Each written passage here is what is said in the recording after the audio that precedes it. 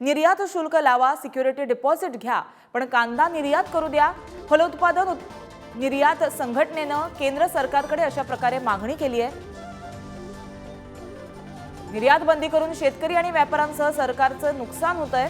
7 डिसेंबरला 2023ला लावलेली निर्यात बंदी 31 मार्च 2024 पर्यंत आहे। निर्यात शुल्क लावल्यास भारतात कांद्याचे दर स्थिर राहतील, शेतकऱ्यांना फायदा होईल असा दावा निर्यातदार व्यापाऱ्यांचा आहे।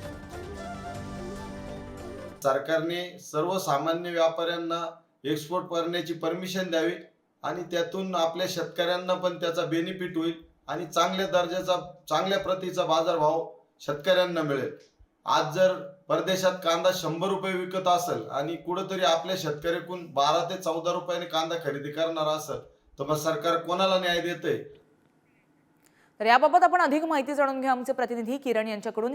किरण, फलोत्पादन निर्यात संघटनेनं केंद्र सरकारकडे मागणी केल्याचं कळतंय, नेमका त्यांच्या महत्त्वाच्या मागण्या काय आहेत? गार्गी, खरं तर या संघटनेच्या माध्यमातून आतापर्यंत 2 वेळेला केंद्र सरकारपर्यंतच्या अशा पद्धतीचा पत्रव्यवहार करण्यात आलेला आहे। एकूणच ज्या निर्यात शुल्काला काही दिवसांपूर्वी व्यापाऱ्यांनी विरोध केला होता, तीच निर्यात शुल्क पुन्हा एकदा लावावं, आम्ही सिक्युरिटी डिपॉझिट देखील द्यायला तयार आहे, मात्र निर्यात खुली करावी अशा स्वरूपाची या सगळ्या व्यापाऱ्यांची मागणी आहे। त्याचं मुख्य कारण म्हणजे व्यापाऱ्यांसोबत असलेले जे कामगार आहेत त्यांच्यावर बेरोजगारीची कुऱ्हाड या निमित्तानं कोसळलेली आहे। हजारो कामगार या निमित्तानं बेरोजगार झालेले आहेत। तर दुसऱ्या बाजूला परदेशामध्ये मिळणारा जो कांद्याचा दर आहे तो साधारणपणे 100 रुपये प्रति किलो आहे। त्यामुळे सध्या महाराष्ट्रामध्ये मिळणारा जो भाव आहे तो साधारणपणे 1 रुपया प्रति किलो आहे। त्यामुळे मोठी तफावत या निमित्तानं दिसून येते आणि यामध्ये व्यापाऱ्यांचं देखील नुकसान होतंय, दुसऱ्या बाजूला शेतकऱ्यांचं नुकसान होतंय।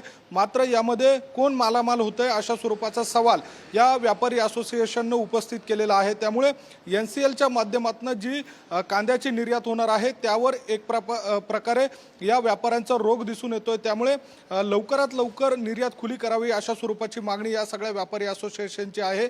मात्र 7 डिसेंबर रोजी जी निर्यात बंदी लागू केली होती ती 31 मार्च पर्यंत आहे। त्यामुळे अवघे काही दिवस शिल्लक असताना व्यापारी पुन्हा एकदा आक्रमक होऊन अशा स्वरूपाची मागणी करत आहे।